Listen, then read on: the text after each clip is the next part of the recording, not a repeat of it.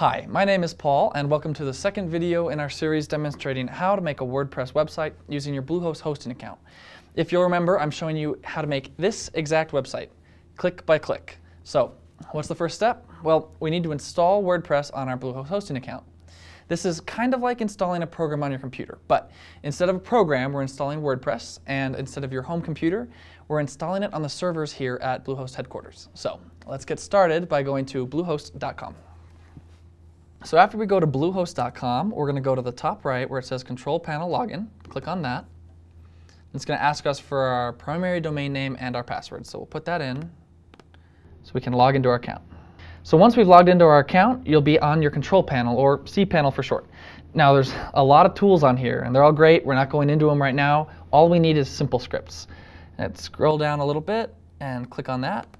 Now, Simple Scripts is our one-click installer tool for some of the most popular and great tools out there on the internet.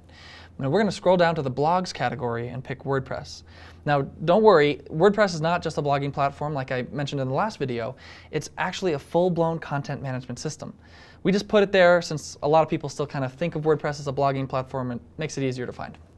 So once you've clicked it, it's going to ask you to install it. We're going to click Install, the green button there.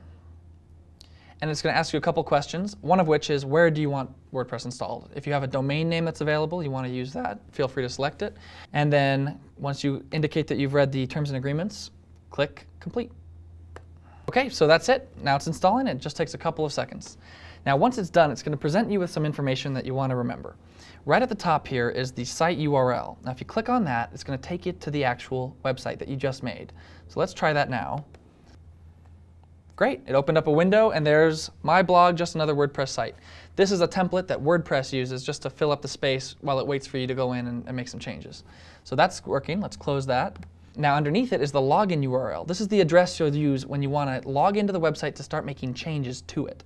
And underneath that, you'll notice it has username and password.